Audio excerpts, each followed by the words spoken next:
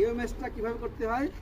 EMS হচ্ছে যেভাবে ওই যে পলিথিন বিছালো বা এই জায়গায় পাকা যেহেতু হলে পাকাটা ধুয়ে ফেলে দিলে পলিথিনও লাগবে না, যদি পাকা জায়গা করেন পলিথিনও লাগবে না। পলিথিনের উদ্দেশ্য কি? যাতে কাদা না লাগে।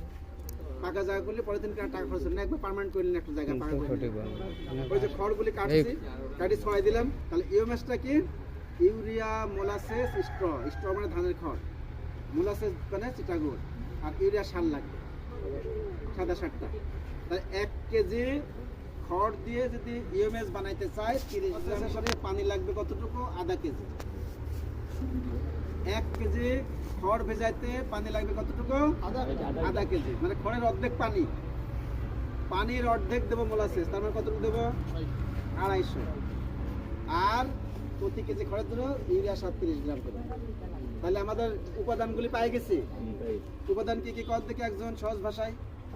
1 কেজি খড়, আধা কেজি পানি, 30 গ্রাম সার, অর্ধেক পানি, অর্ধেক মানে আধা কেজি, আধা কেজি পানির অর্ধেক চিটাগুড় 250 গ্রাম, আর তার সাথে যোগ করতে হবে কি?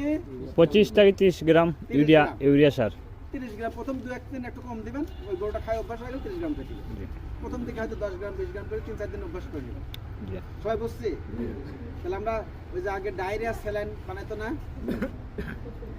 ওটার মধ্যে আমি প্রথমে আদাটা পানি নিলাম, 1 পোয়া চিটাগুড় দিলাম, আর 1 চিমটি ইউরিয়া সার দিলাম। মানে এই চিমটিটা কতটুকু? ওটা 30 গ্রাম। নাড়াচাড়া দিলে কি হবে?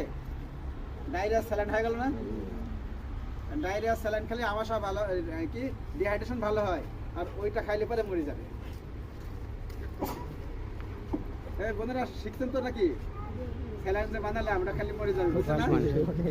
সতর্ক হবে, আগে বড় কথা কইতে না, সতর্ক হবেন না। কারণটা কি? ইউরিয়া সার কি হজম করতে পারবো?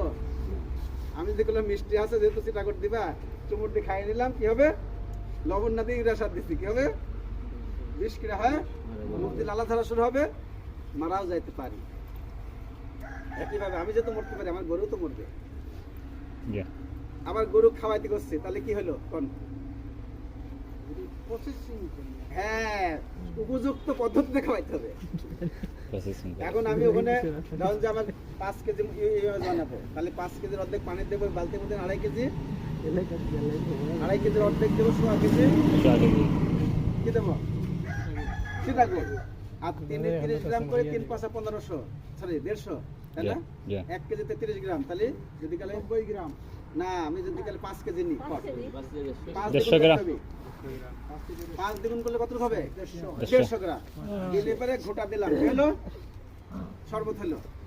আমি এভাবে রেখে ওই বোনেরা বানাইতে গেছে, এভাবে রেখে সে ওই যে চুলায় আগুন দিয়েছিল, 2টা যায় চুলা দেওয়া বসছে, এটা রেখে গেছে। 2টা ছাগল খোলা আছে, গরুর একটা বাছুর খোলা আছে, বা গরুর চারি কাছাকাছি বসে কাজ করতে যে গরু যে মুখে অনেক সময় মুখ আগলা দেয় না, গরুকে দিয়ে টান দিনে আসে না, মুখ দিয়েছে, মিষ্টি পাইছে। আবার চৈত্র মাসে দিন ইউরিয়া সার দিয়েছে, ঠান্ডা হয়ে গেছে পানি। ইউরিয়া সার দিলে কি পানি কি হয়ে যায়? ঠান্ডা হয়ে যায়। চৈত্র মাসে খরার সময় বা বাইরে থেকে গরু পালি নিয়ে আসতেছে, নিয়ে আসে ঘরে তুলবে, গরু তো পিপাসা প্রচুর, এই সময় ওখানে স্যালাইন বানানো আছে একটা, আর সে মুখ দিল, দেখে আরে মিষ্টি ঠান্ডা, চুমুর দিয়ে সব খাই নিতে। তাহলে 150 গ্রাম ইউরিয়া সার একসঙ্গে সে খেয়ে নিল। আধা ঘন্টার মধ্যে তার মুখ দিয়ে লালা ঝরা শুরু হয়ে গেল। 1 ঘন্টার মধ্যে টাস করে পড়ল, গরুটা হারাই গেল, মরে গেলে কখন হারাই গেল, তাই না? তাহলে আমাকে আগে সতর্ক হইতে হবে না? যখন স্যালাইন বানাবো তখন যদি আমার নিজের সন্তানরা সেটা না খাইতে পারে, আমার সন্তানের সমতুল্য আমার গরুর কাছাকাছি, তাই না? আমার যেহেতু ওটা আমার সম্পদ না একটা, ওটা সন্তানের মধ্যে আমরা পছন্দ করবো। সেও যায় এসে না খায়, ও ছাগল ভেড়াও যেন না খায়, সরাসরি ওইটা যদি চুমুর দিয়ে খায় নাই, ইউরিয়া সারটা হজম সাথে সাথে হয় না, সময় লাগে, আর মানুষটা হজম করতে পারে না। আর গরু একবারে বেশি খেলে হজম করতে পারবে না, বেশ করে হয় মারা যাবে। তাহলে আমরা বলতে আমার বানানো হয়ে গেছে। এখানে 5 কেজির খড় কাটিয়ে বিছাইছি, ওই যে ওইভাবে না, ওই যে ঝর্ণাতে দিল আর হাত দিয়ে, তাহলে এক জায়গায় বেশি ঢালবো না, তাড়াহুড়ো করে একবার পানি ঢালি দিয়ে শেষ করে দিলাম, তা করবো না, সময় নেবো একটু, হালকা করে ঢালবো, আবার নাড়বো, আবার হালকা ঢালবো, আবার নাড়বো, আবার হালকা ঢালবো, আবার নাড়বো, 3 বার। কয়বার? 3 বার নাড়াচাড়া দিলে সবগুলি খড়ের কাছাকাছি 1 ফুটা করে হলেও লাগবে। তাহলে ওইটা নিয়ে টাইট করে রেখে দিলাম, পরে গরু আসলো, গরু খাওয়াইলাম, গরু মরবে না। যদি 5 কেজি এক গরু খায় তাও মরবে না, কারণ 5 কেজি খড় কি একসাথে সে খাইতে পারবে? সময় লাগবে না? ওই ধীরে ধীরে খাবে, ধীরে ধীরে তার ইউরিয়া সারটা কাজে লেগে যাবে। জি জি স্যার। কিন্তু ওই গরু যদি 5 কেজি চুমুর দিয়ে খায় মরে যাবে। জি ঠিক আছে। তাহলে খেয়াল করতে হবে ইউরিয়া সার সরাসরি যেন না খায়, চুমুর দিয়ে না খায়। তাহলে খড়ের সার দিলে যেহেতু খড়টা খাইতে সময় লাগবে, ধীরে ধীরে হয়ে যাবে। তাহলে এইটা হচ্ছে ইউএমএস। তাহলে ইউএমএস সম্পর্কে সবার ধারণা ক্লিয়ার হলো? বানা খাওয়াইতে পারবেন? কঠিন কিছু কি? জি না, প্রযুক্তিটা খুবই মূল্যবান, কিন্তু কি কঠিন? বানাইতে পারবেন? অবশ্যই। সতর্ক কি করতে হবে?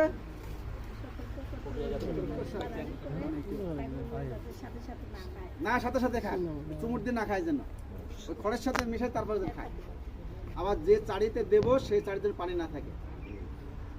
আমি চাড়ি ভর্তি পানি আছে, ওটা বানাসাই নিয়ে পানির মধ্যে দিলাম, তাহলে পানির মধ্যে যখন দেবো ওই খড়ের সাথে যেটা লাগছিল আমার এই স্যালাইনটা কই চলে যাবে? পানিতে। ও তো মিষ্টি পায়, পানিটা গাছের মধ্যে খাই নেবে। তাহলে শুকনা চাড়িতে দেবো, পাশের চাড়িতে পানি থাকে অসুবিধা নেই, কিন্তু ওই চাড়ির মধ্যে যাতে, আর সেই করলে কি পানির মধ্যে সঙ্গে সঙ্গে পানির মধ্যে সে মিশে যায়, সে পানিটা গাছের মধ্যে খাই নিবে, তার মানে সব ইউরিয়া সারটা আগে খাই নিবে, তাহলে কিন্তু বিষ হয়ে যাবে। তাহলে একই জিনিস খাদ্য, আবার একই জিনিস বিষ। শুধু জানতে হবে কোনটা প্রক্রিয়া, কি প্রসেসটা কিভাবে খাওয়াইতে হবে। তাহলে ইউএমএস খাওয়ালে ওই খড়ের হজম শক্তি দ্বিগুণ বাড়িয়ে যাবে। এমনি খড় যদি হজম হয় 30-35%, ইউরিয়া দিয়ে ইউএমএস করে খাওয়ালে ওটা 70-80% হজম হয়।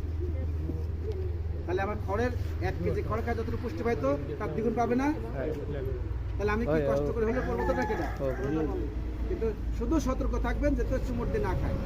আর ওই কাজটা যখন করবেন, করার সময় আপনার অন্য যে কোনো কাজ সব হাতের কাজ শেষ করে এসে করে ফেলবেন, যাতে ওই 5 মিনিট বা 10 মিনিট সময় তো বেশি লাগে না। এখানে খড় তো কাটা থাকলো, বিছাই দিলাম আর স্যালাইন বানাব, ছাড়লাম, কয় মিনিট সময় লাগবে? এই 5-10 মিনিট যাতে আমার অন্য কোনো কাজ না থাকে, হাতের কাজ শেষ করে ওটা বানাবো। বানানোর পরে এখানে রেখে দিলাম, গরু খাওয়া অসুবিধা নেই, ও তো একবারে খাইতে পারবে না। আর যে চাড়ির মধ্যে দিবেন ওই চাড়ির মধ্যে যাতে আগে থেকে পানি না থাকে, বা ইউএমএস দিলে না পানি ঢেলে দিলেন 1 কলস, এই কষ্ট করবেন, ঠিক আছে?